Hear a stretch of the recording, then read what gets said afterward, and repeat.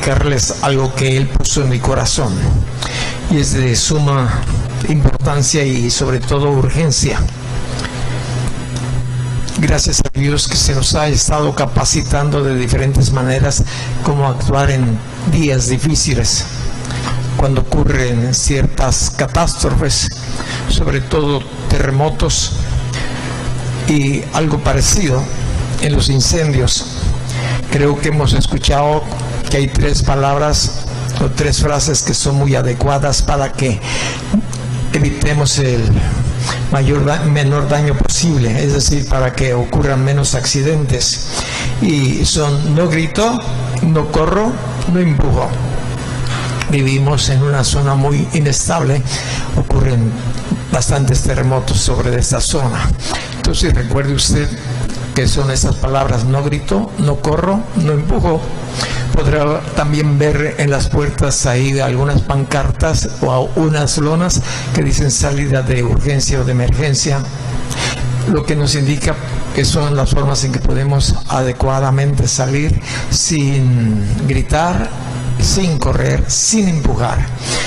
Y esa es la razón por la cual también tenemos el cuidado de que las edecanes a las personas que se sientan en la parte posterior, que es un lugar más difícil de salir, de evadir en caso de una urgencia, les pedimos que se pasen a las siguientes secciones, que no tiene escalones, son puras rampas. Entonces, pues usted está en la libertad, quiere estar allí, está bien. Le decimos que no estamos esperando un temblor, un terremoto, pero ocurren, en ese lugar ocurren, es decir, en esa zona de Colima vivimos en un lugar bastante tembloroso. Entonces, si usted quiere estar en ese lugar donde posiblemente pudiera ocurrirle algo, se va a ver con más dificultad que los demás de evacuar este lugar. Bueno, entonces hay formas en que podemos mejorar nuestras salidas de escape para no morir, para no ser confrontados en una situación difícil. Hoy, en los últimos años, también se nos ha dado un número telefónico para cualquier urgencia o emergencia, es el 911. Y este número de 911 en diferentes países también lo han adoptado para mayor facilidad que las personas que necesitan auxilio se comuniquen a las autoridades competentes y la persona reciba la ayuda oportuna. Pero antes de que hubiera ese tipo de mecánica o ingeniería de usar esos métodos tan sencillos y fáciles de aprender, ocurría otra forma de pedir auxilio.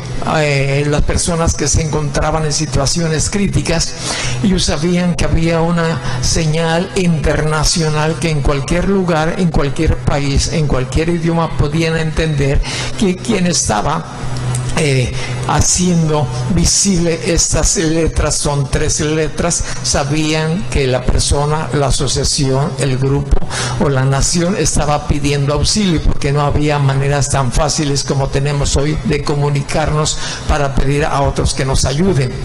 Eran estas palabras o estas letras, una S, un punto, una O y otra S, es decir, SOS. Hoy ya no se usa, ¿verdad? A menos de que quizás algunas personas, pensando así, han naufragado y no tienen una forma de comunicarse y pueden hacer o pintar en la arena o en cualquier lugar estas letras en tamaño grande, y pueden ellos darse cuenta que los aviones que van pasando pueden verlas, y ellos, los pilotos, pueden darse también cuenta de que hay una urgencia ahí en ese lugar.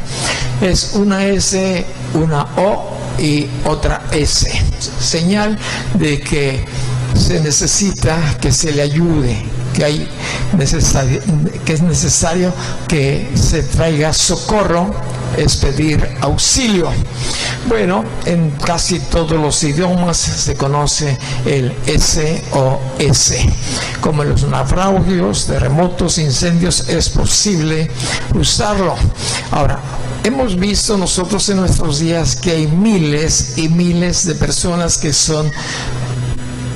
mueren de diferentes maneras. En el libro de Eclesiastés, capítulo 3, el versículo es el 1. Ahora, hay un propósito que Dios puso en mi corazón. El propósito de la enseñanza es que estemos nosotros más que advertidos del tiempo en que estamos viviendo. Este es el punto principal de la capacitación o de la enseñanza de esta mañana. Ojalá y podamos captarla. Dice el capítulo 3 del libro de Eclesiastés, el versículo 1, todo tiene su tiempo y todo lo que se quiere debajo del cielo tiene su hora, tiempo de nacer, tiempo de morir, tiempo de plantar y tiempo de arrancar lo plantado. Y trae además otra serie de enseñanza, de capacitación, pero quiero usar tiempo para vivir, tiempo para morir. Pero desgraciadamente en nuestra sociedad, en este tiempo, muchos están adelantando los tiempos de Dios. Es decir, no se esperan al tiempo en que Dios tiene planificado que cada uno de nosotros abandonemos este cuerpo, porque podemos ver, ¿verdad?, cómo hay gran cantidad, miles de abortos, bebés, niños que no han llegado a la luz, no han nacido porque se les provocó un aborto, y hay miles en todo el mundo. Ahora, esto no está dentro del plan de Dios, pero dentro de los planes diabólicos sí.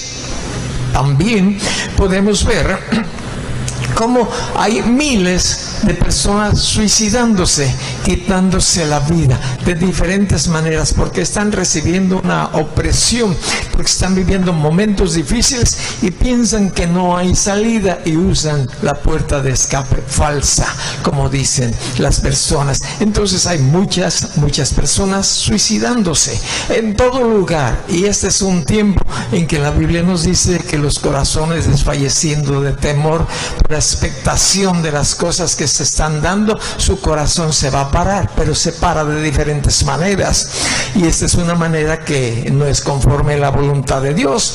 Podemos también ver miles de personas que son asesinados, y miles de estos y miles de aquellos personas que no dejan que Dios llegue al tiempo programado para la vida de cada uno de ellos.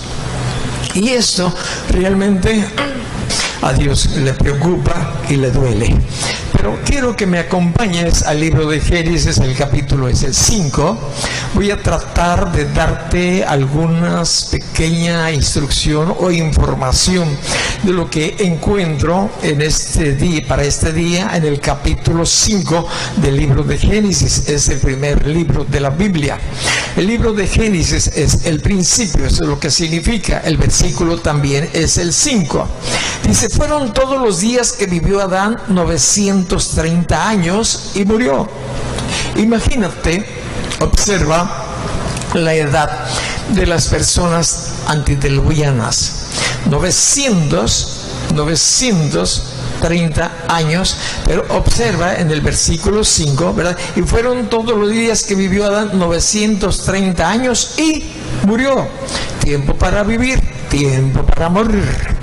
Y además de ello, encontramos nosotros en el versículo 21 con respecto de otro hombre aquí antediluviano. En el versículo 21 nosotros podemos encontrar de Enoc. Dice, Enoc, vivió Enoc 65 años, engendró a Matusalén. Y caminó Enoc con Dios después de que engendró a Matusalén 300 años y engendró hijos e hijas.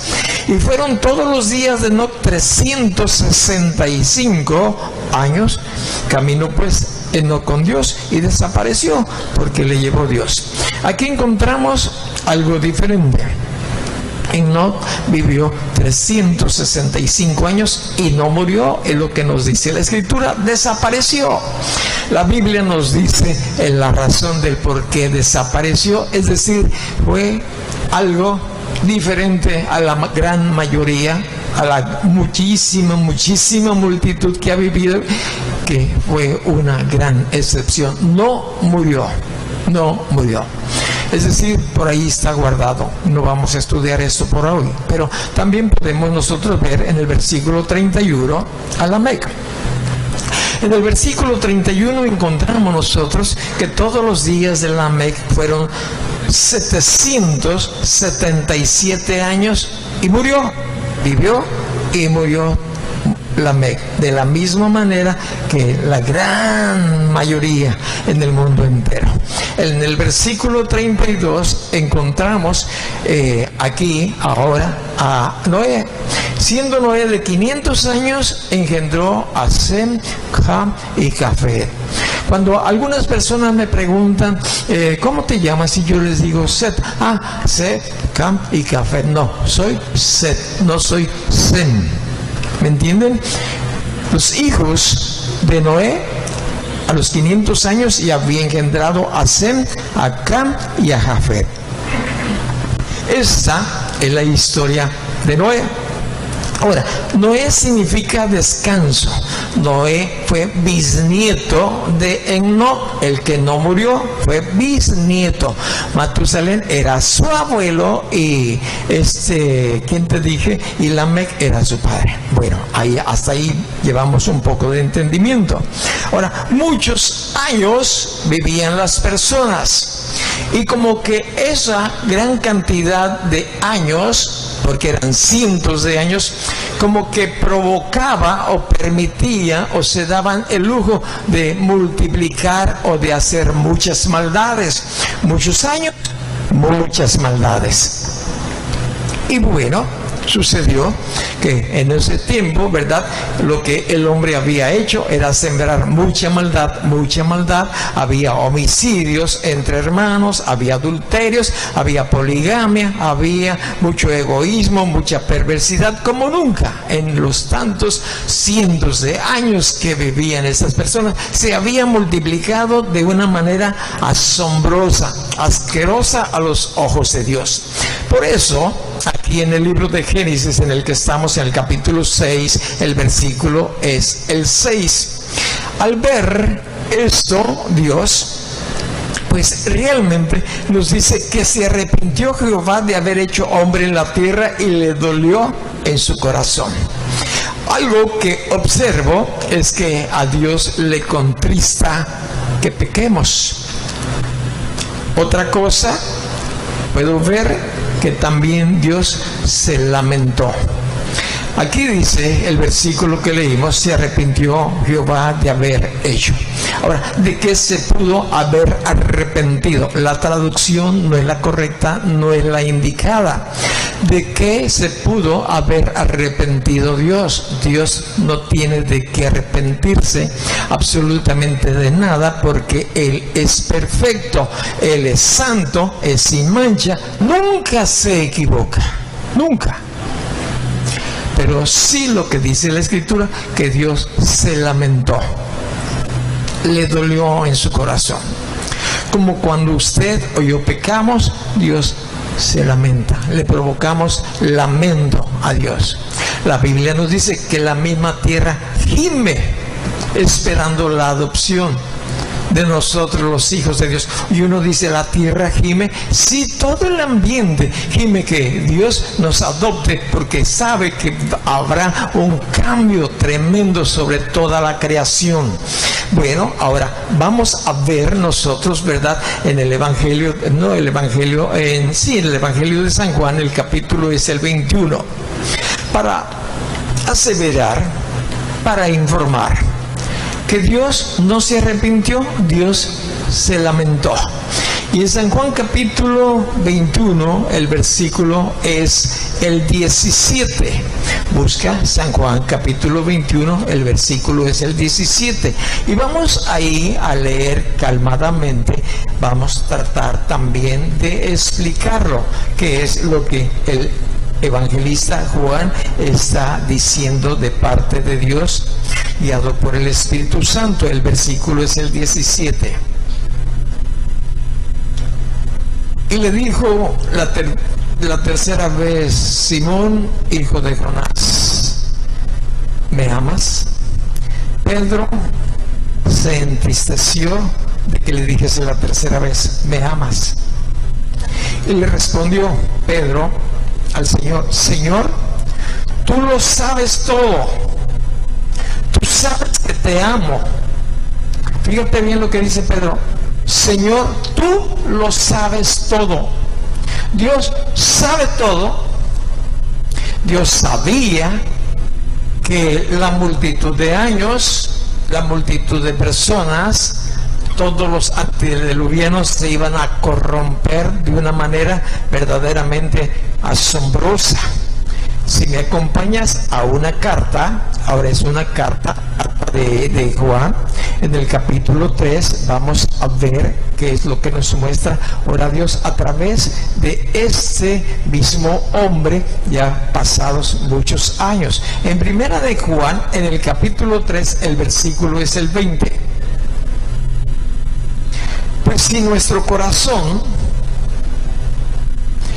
no nos reprende, mayor que nuestro corazón es Dios. Escucha, y Él sabe todas las cosas. Dios sabe todas las cosas. Él sabe que estás aquí. Él sabe cuáles son tus pensamientos, tus intenciones, lo sabe todo. Entonces, Dios no se arrepintió de haber creado. Lo sabía, sabía el final de toda la situación que se iba a dar ahí, y ya tenía un plan A y luego el B para él continuar con su plan perfecto desde el principio hasta el fin. Entonces Dios lo sabe. Dios se lamentó.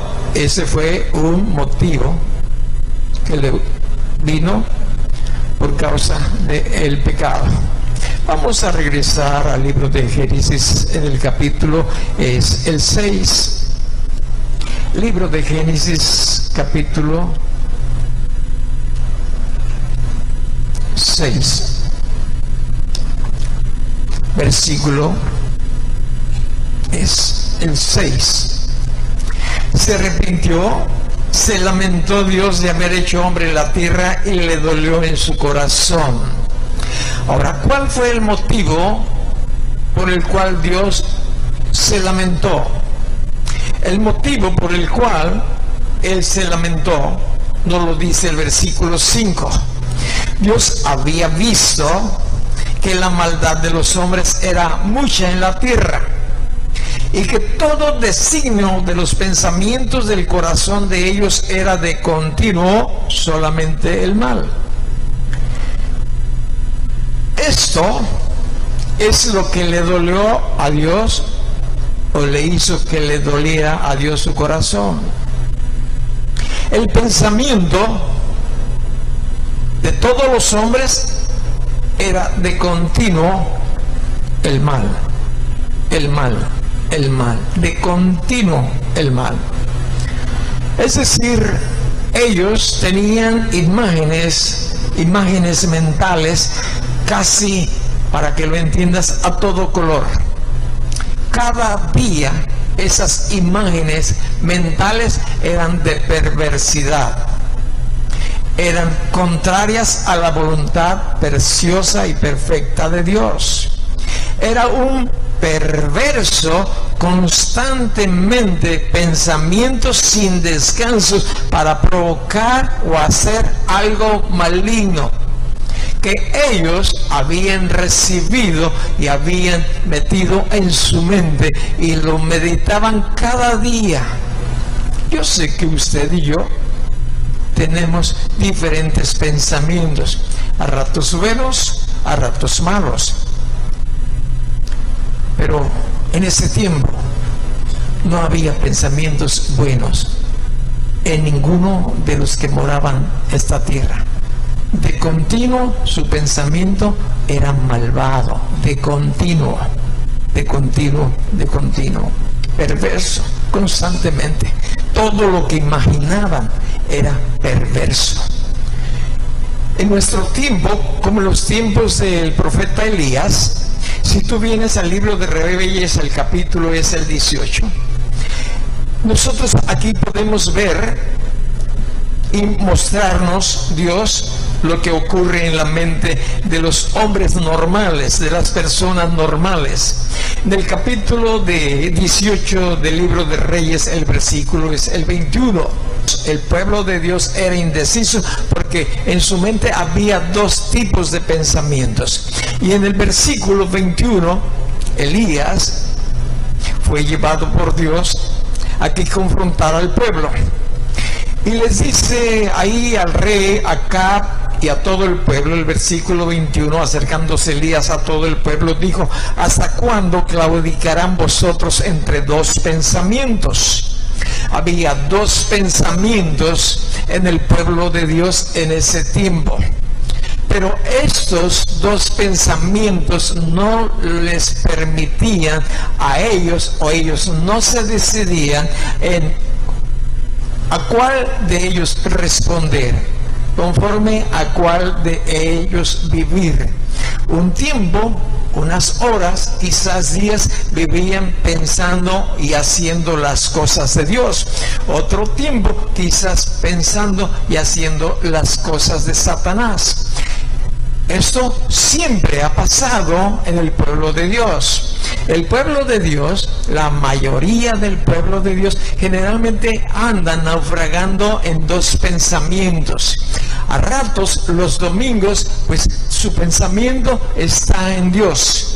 Viene, piensa en Dios, recibe la enseñanza de Dios, pero saliendo de la congregación de esa hora o 2 horas que se estuvo en un ambiente bueno, donde se podía respirar buenos pensamientos, sale uno y luego se expone a otro tipo de pensamiento y empieza uno a vivir precisamente sirviendo al otro reino. De aquí que esto es lo que estaba pasando con el pueblo de Israel. Y es lo que Elías les está diciendo en el versículo 21. Decídanse.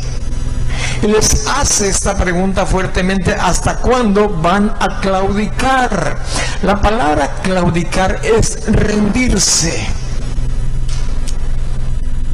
Ellos no se rendían, no andaban ni con melón ni con sandía. Un ratito melón y otro ratito sandía. Era una mezcla, su estilo de vida. Ni se lo ofrecían a Satanás completamente, ni se lo ofrecían a Dios en su totalidad. Yo he platicado a veces con personas que andan en ese estilo de vida. Un ratito bien, marchando bien, y otro tiempo de vida marchando mal. Y les pregunto y les digo: ¿por qué no piensas en eso? Mira, si quieres servir a Dios, métele todas las ganas.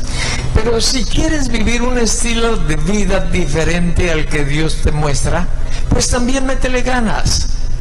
Es decir, dedícate con todo tu corazón a una cosa u a otra.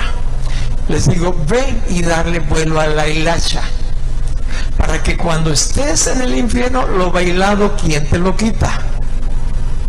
Tú puedes decir, por lo menos durante todos los 15 o 20 años que sobreviví en la tierra, me la pasé bien, me divertí e hice lo que yo quería hacer. No, hace lo que el diablo quiere que hagamos o hacer. Y eso yo le digo a veces así de frente, duramente, a las personas que los veo claudicar. Que un ratito sí y otro ratito no. Azul y medias noches, sabemos decir. Entonces el pueblo de Israel estaba precisamente en esta situación. Eran indecisos. Bueno, a ratos pensaban en obedecer a Dios y en otros ratos a Satanás. Ahora, te voy a decir hoy en esta mañana, si alguno de ustedes está en esta situación, espero que no, que tú con todo tu corazón haces las cosas que Dios te dice que hagas, porque en esto uno puede darse cuenta si realmente estoy sirviendo a Dios o estoy sirviendo a Satanás o está sirviendo a dos amos. El Señor Jesucristo dijo muy claramente que no podemos servir a dos amos, porque con uno de ellos vamos a quedar mal.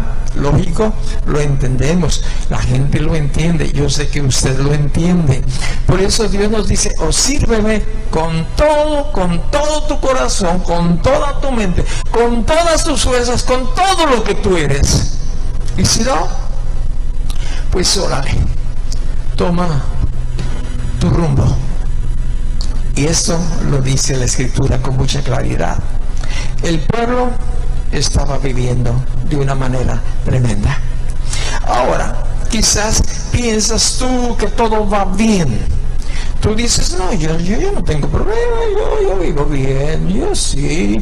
Pero bueno, hay algo que quiero que me acompañes a ver al libro de los Proverbios. En el libro de los Proverbios, el capítulo es el 14, el versículo es el 12. Proverbios capítulo 14, versículo 12. Este es uno de los versículos que yo hace muchísimos años lo aprendí. Y dice: hay caminos que al hombre le parece derecho, pero su fin es camino de muerte. A todos los antediluvianos, su camino les parecía que era correcto, que era derecho. En el tiempo del rey Acab, el pueblo de Dios pensaba que ese estilo de vida en que ellos estaban moviéndose estaba bien. Dios tuvo que enviarles a Elías y decirles: oigan, hagan una cosa u otra, decídanse por quién o a quién van a servir. Entonces, hay caminos que al hombre le parecen derechos.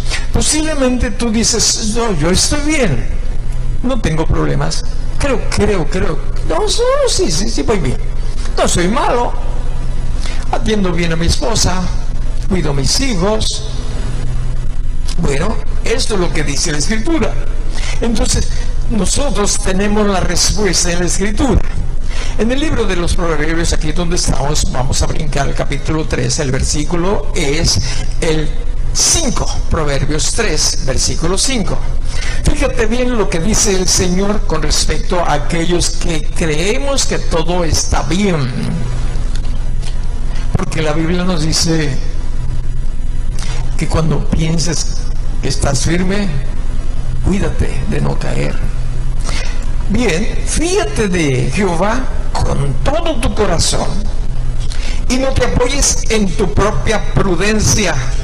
Reconócelo en todos tus caminos y Él enderezará tus veredas. No seas sabio en tu propia opinión, teme a Dios y apártate del mal, porque será medicina a tu cuerpo y refrigerio para tus huesos. Hasta ahí vamos a tomar esta información de Dios, palabra de Dios. Que no confiemos en nuestro corazón. Y la Biblia nos dice la razón del por qué no debemos nosotros de confiar en nuestro corazón.